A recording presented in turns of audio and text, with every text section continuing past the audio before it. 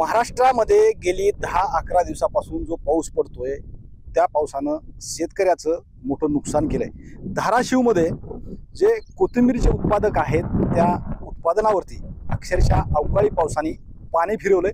आपण पाहू शकतो, आपण धाराशिवमध्ये तेर या गावातील एका कोथिंबीरीच्या शेतामध्ये आहोत आणि या ठिकाणी अवकाळी पाऊस जो पडलेला आहे या पावसानं कोथिंबीरचं मोठ्या प्रमाणात नुकसान केलंय।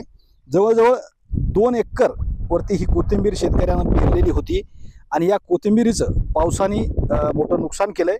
आपल्याबरोबर शेतकरी देखील आहेत। मला सांगा, काय नेमकं कशा पद्धतीने हे तुम्ही प्रत्येक वर्षी उत्पन्न घेता आणि यावर्षी मे महिन्यामध्ये तुमचं मोठं नुकसान झालं?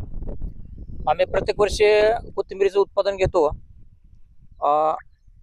परंतु यावर्षी 2 एकरचा प्लॉट केला होता, परंतु अपेक्षा नसताना मे मध्ये आकस्मिक हा पाऊस अवकाळी सुरू झाला आहे, त्यामुळे कोथिंबीरीचं फार मोठं नुकसान झालं आहे। कोथिंबीर पेरायला बियाणं, खत, मजूर असा 1 लाख रुपये खर्च आला आहे आणि प्रत्येक वर्षी आम्हाला 3-4 लाखाची कोथिंबीर होते। मात्र यावर्षी आमचं फार मोठं नुकसान झालं आहे आणि ह्या पावसामुळं पूर्ण प्लॉट हा पिवळा पडलेला आहे।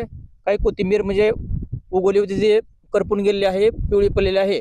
ही व्यापाऱ्याला वगैरे ही दिली होती का कोथिंबीर? म्हणजे व्यापाऱ्याला देताय ना तुम्ही?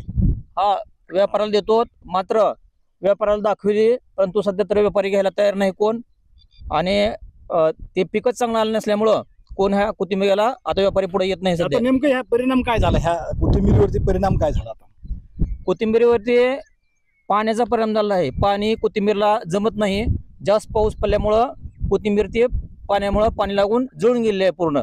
पानं पिवळी पडल्यात आलेली ती पण चांगली नाही एवढी। आता तुमच्यापाशी पर्याय काय?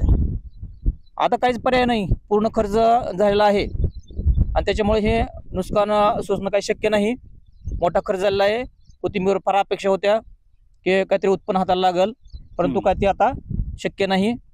फार मोठं नुकसान झालेलं आहे। एकंदरीतच धाराशिव जिल्ह्यामध्ये ज्या शेतकऱ्याकडे पाणी आहे, उन्हाळ्यामध्ये ज्या शेतकऱ्याकडे पाणी असतं थोडंफार ते हे उत्पन्न घेतात, मात्र मे महिन्यामध्ये यावर्षी पावसानं, अवकाळी पावसानं मोठं नुकसान झालंय।